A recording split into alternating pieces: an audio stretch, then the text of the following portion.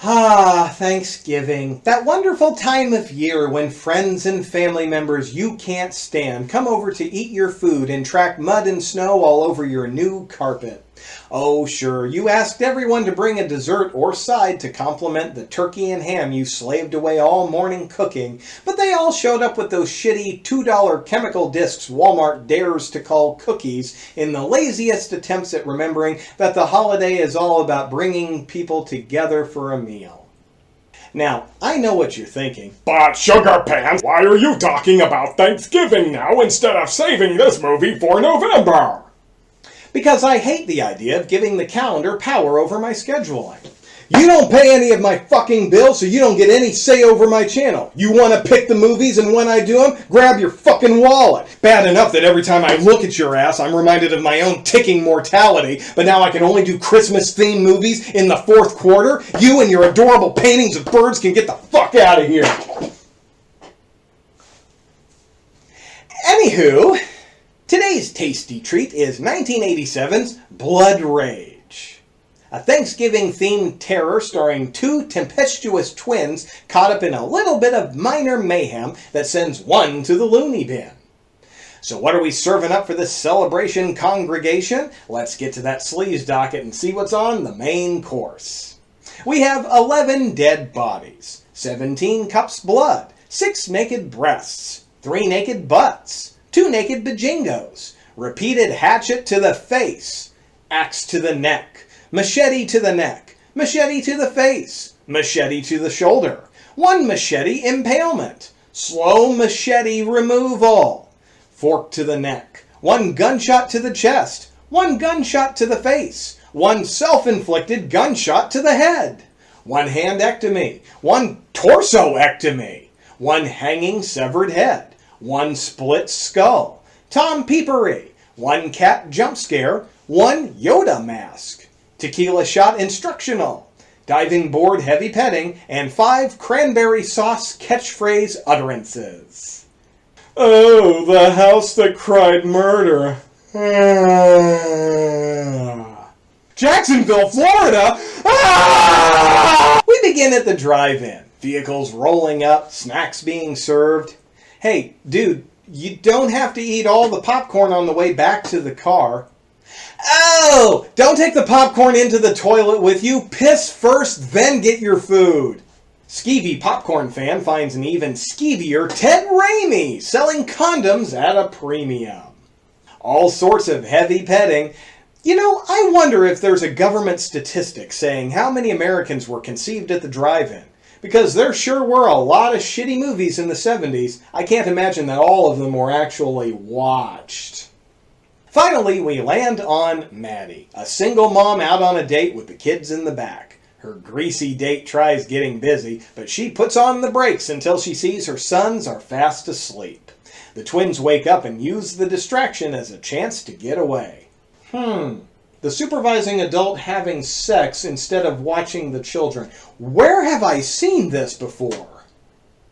The two begin wandering the lot, and Todd immediately finds what I assume to be a roofing hatchet in the back of a truck. Terry ends up with the hatchet and gets in on some quality peeping. The horny dude tells the kid to get out of there, and Terry cracks him in the face with the hatchet like half a dozen times. The date takes off naked and screaming. Maddie hears the screams and her date has had enough and calls the evening off. That's when Maddie realizes her boys are gone. Back at the car, Terry slathers a shocked Todd with blood, hands him the hatchet, and calls out for Mommy. When she shows up, Terry blames Todd for the murder. Skip ahead 10 years and Maddie is visiting Todd at the asylum for Thanksgiving. Dr. Berman meets with Maddie and says that Todd is beginning to remember what happened that night and starts blaming Terry. And Maddie does not take that news very well at all, insisting that all tests come to an immediate stop. Berman sends for Todd to observe the two together, as apparently that had not happened once in the past decade. She says that Maddie treated him as a child, as if he wasn't 10 years older. Todd insists that Terry was the murderer, but Maddie refuses to hear his pleas of innocence. He becomes so frustrated that he smushes up Maddie's gift of pumpkin pie and slings it against the wall as the orderlies come in to subdue him. The doctor says that she believes Todd's story is genuine and suggests Terry might actually be the murderer, but he's been relatively normal since the incident. That's when we cut to Terry and all his friendly friends playing some football while he sucks face with his girlfriend Karen. Suddenly a pair of bouncy joggers run up to introduce themselves to Terry. They're the new neighbors, and they say they're excited to accept his mom's invite to Thanksgiving dinner. Terry asks if Andrea would like to join their football game, but we instead cut to a laugh-filled dining room. Maddie takes the opportunity to announce that she and her new boyfriend Brad are getting married. The music gets dramatic, and Terry doesn't appear very happy with the news. He belches out a congratulations and gives a toast to the new family. Mom asks if Terry will carve the turkey, but he says the new man of the house should do the honors. The phone rings and takes Maddie to the kitchen while everyone else begins to serve up the food. Andrea mentions that she's stuck babysitting later that night and invites Terry to join her later on, right in front of his girlfriend. But before Karen can react, Maddie asks if Terry would come into the kitchen, where she tells him that his brother Todd has escaped from the institution. She asks Terry to just pretend nothing happened as to not ruin the evening, which makes me wonder why she told him at all instead of just waiting until the guests were gone. Terry immediately announces to the group that my psychotic brother just escaped. And we cut to a confused-looking Todd wandering downtown. Dinner's over and the family is cleaning up, but Mom's looking a little upset.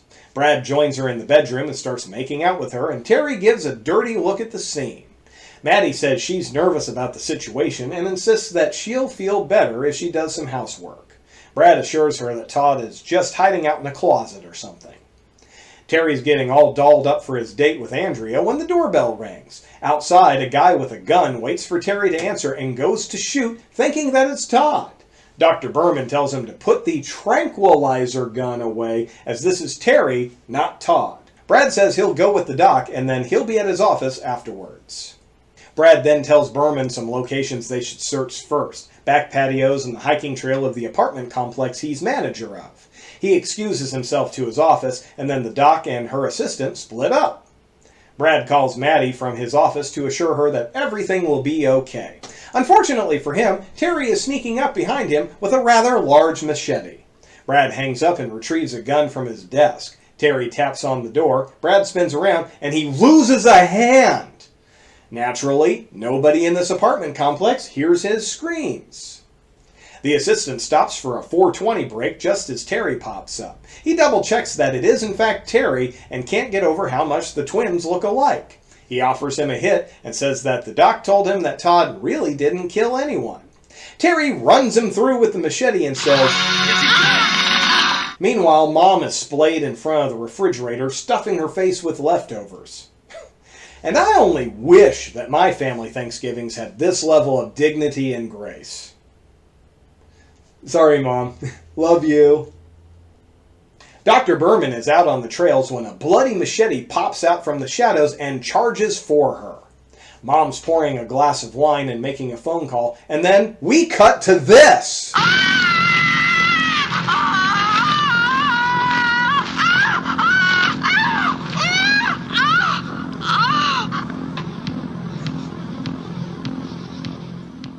Todd has arrived at the apartment complex. Terry's in the shower washing off the blood and changing into a fresh set of clothes, while Maddie vigorously scrubs the oven and makes another phone call.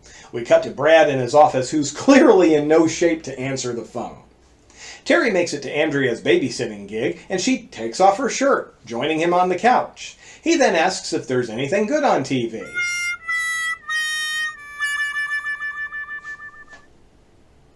Todd and Karen both show up to Terry's apartment at the same time, but at opposite sides of the building. She rings the doorbell, but no one answers, so she goes around to the back. Todd hides in a nearby closet, but then shows himself to her. She jumps, but then relaxes when she mistakes him for Terry. Todd doesn't say anything, but she just excuses his weird behavior on him being high. She then clunkily asks him to make love to her. Todd lets her know that he's not Terry, and she makes a quick getaway. Just then, Artie and Greg roll up, and Karen catches them up on Todd's escape. Artie takes off with a baseball bat to check it out, but doesn't find anyone. Back at Andrea's, the two are catching the late-night splatter fest. We get some hatchet gore, and Terry asks how they can put such stuff on TV.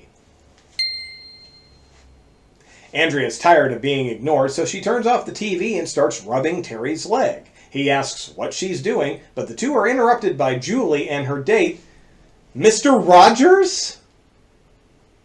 As they leave, Karen tells them she saw Todd, and Terry goes to find him. Greg and Artie crack some jokes about his family's mental state, and Terry goes off before leaving. Andrea is still in the partying mood and invites the other three back to her place. Back at home, Maddie's vacuuming and is startled by Terry, who tells her Todd's been seen at the apartments and that he can't find the doctor anywhere. Gee, I wonder why. Maddie makes another frantic call to Brad's office, but he's still too dead to answer. Terry asks if they should just call the police, but Maddie says no. Just for him to find Todd and to be careful. Also, please put on a sweater. It's cold outside. Just then, Todd finds the eviscerated doctor and asks her why she didn't do anything if she believed him. He finds a small handgun in her purse and hears a little girl out looking for her cat. Todd actually comforts her by telling her that cats have a way of finding their own way home. He then tells her there's a bad man on the loose and that she should go home, lock the door, and not open it for anyone. She agrees and takes off. Back at the party, Greg and Artie, that rhymes, anyway, are playing video games while the girls do tequila shots. Andrea asks about Karen's interactions with Todd. Then Karen and Greg swap places to make things a little more hetero. And if you thought we were done with Julie and Mr. Rogers, you'd be wrong. The two are getting nice and boozy when Julie suggests slipping into something more comfortable. She excuses herself to the bedroom just as the doorbell rings. Rogers opens the door and it's Terry. The baby starts fussing and Julie goes to comfort it and says she's going to get it a rich daddy. She comes back to the living room in a slinky little number, but Rogers is nowhere to be found. She opens the front door to find Rogers' severed head hanging from a power cord. She runs back inside to get her coat, but is stopped by Terry. Todd's back at his mom's apartment and breaks his way through the patio door. He makes his way towards his old bedroom and finds all his toys and trophies still on the shelves. A drunken, exhausted Maddie calls out for Terry, but Todd responds instead. He gently carries her to her bed and she asks him what happened. He tells her she had too much wine and she asks if they found Todd yet. He says not yet, and Maddie suggests that he didn't come home, but he ran far, far away. She then asks for a kiss and he gives her one. Back at the party house, the video game is interrupted by a shrill scream. Karen and Artie find Andrea laying on the bed. Suddenly, she jumps up and her face is all twisted and bloody, and Greg jumps out with a hatchet. Oh, it's just a prank, bro. Karen angrily says she's leaving. Maddie's tipping back yet another glass of wine. I mean, it's Thanksgiving. Mom's going to get drunk as a skunk. That's just how it goes. Love you, Mom. And we finally get a nice skin show with Andrea showering off the fake blood and makeup while Terry peeps. Maddie's checking with the operator to see if Brad's phone is working, and they tell her it is. She insists it's an emergency, but I don't know what she wants them to do. It's not like they can force her fiancé to answer his line. Or maybe that's just what Big Phone wants us to think. Eventually, she's reduced to a blubbering mess. And now it's officially Thanksgiving. Love you, Mom. Andrea and Greg are playing some tennis, but eventually things turn a bit more physical before Andrea suggests a much better location. The nearby pool. More specifically, the diving board. Unfortunately, the two don't get very far before Terry steps up and tells them to knock it off with his machete. He swipes at Greg, knocking him into the pool, then swings at Andrea, giving her a nasty facial cut. Karen and Artie are heading down the hiking trails, and Artie finally just asks what's going on between her and Terry. She says half the time she feels like he doesn't even see her. Suddenly, a pair of hands grab Karen's ankles from beneath the trails, and Terry pops up to let them know they're safe. Artie sulks away back to his car, where Todd pops up from the back seat to tell him Terry's the crazy one and he's killing people. Artie doesn't believe him, so Todd pulls out his newly acquired gun and demands he listen to him. The two end up at Maddie's apartment, where Terry and Karen are making out on the couch. Terry answers the door and Todd points the gun at him. But since he's not a killer, he loses his nerve and takes off into the woods. Terry says he has to be stopped, and he and Artie chase after him. Along the hiking trail, they find a bag full of nasty little tools, including a grill fork and a bloody machete. Naturally, Terry jams the fork into Artie's neck. Eventually, Karen catches up to Terry, and she insists that they call the police as the evening has gotten completely out of hand. And Terry decides that's the moment to cut the bullshit act. He takes a swing at Karen, and she takes off. She stops at Andrea's, but the apartment is locked up tight, so she hides in the supply closet. Unfortunately, she's not alone, but she doesn't notice the plastic-wrapped corpse behind her. Terry goes to check the door, but before he does, cracks an evil smile and takes off. Finally, she notices the corpse and bursts out of the closet to find Terry has retrieved Artie's corpse too. Karen begins ringing every doorbell along the complex and eventually finds the home of the little girl from earlier. Unfortunately, she took Todd's advice very seriously and won't let her in. You're gonna hurt my kitty! That's right, little girl. You keep that precious little kitty cat safe and remain the smartest fucking member of this cast.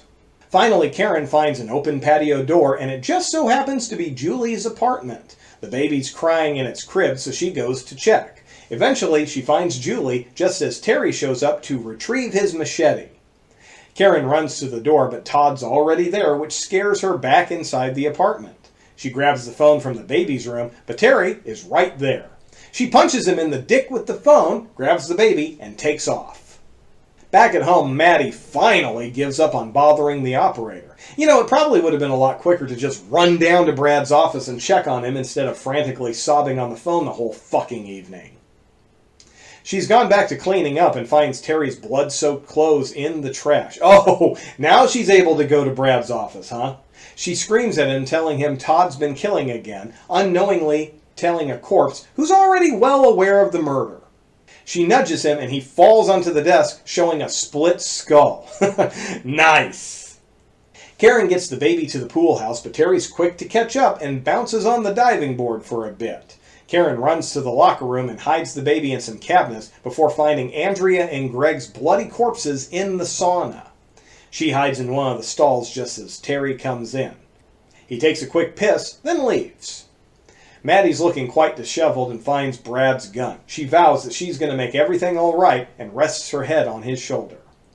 Thinking it's safe, Karen leaves the bathroom stall, but the baby starts crying and brings Terry right back to her. Only now that he doesn't have his victim by surprise, he's not so deadly with that machete.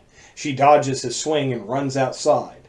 Todd is there with his gun and faces his brother, who isn't convinced that he's got the nerve to pull the trigger. But Karen does. She grabs the gun and pulls the trigger, but it doesn't fire. Terry grabs her and shoves her into the wall. Terry then repeats his earlier move by giving the machete to Todd and wiping blood on his face. Only now, Todd isn't going along with it. The two begin to fight before falling into the pool. A few seconds of wrestling, and Terry swims to the other side while Todd floats lifelessly. Karen helps him out of the pool just as Maddie shows up. She stares Terry down, raises her gun, and puts a bullet right into his chest. He cries out to his mom, and she puts 3 more slugs into his head and continues firing as he falls into the water. Man, that pool filtration system is going to be working overtime for the rest of this holiday weekend. Maddie falls to the floor and wraps Todd in her arms. She comforts him, telling him he's safe and that she loves him so much. She then apologizes for hurting him so much and that she'll never hurt him again. She goes on to say it's just them again and no one will ever separate them, that he's her whole life, her whole world, and she doesn't need anybody else, she just needs her good little boy. And that's when she says, It's just us, Terry. And Todd angrily tells her that he is Todd, and Mom breaks down realizing she killed the wrong son. After several seconds of screaming, "I am Todd," Maddie puts the gun to her head and pulls the trigger. Karen runs off with the baby, the sirens blare, and we roll the credits. And that's Blood Rage. Actually quite entertaining as long as you're looking for a simple little slasher, good gore effects, a little bit of skin, and a cute little twist on the kill the evil twin cliche. If nothing else, it'd make for a decent Thanksgiving tradition. At least until Eli Roth gives us a real version of his fake trailer from Grindhouse.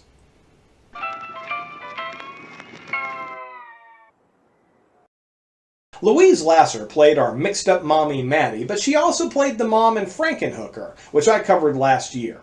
But she's probably best known as the titular character in Mary Hartman, Mary Hartman. And that's about it for the main cast. A lot of the actors in this one didn't do much more than blood rage, and if they did, they were smaller parts.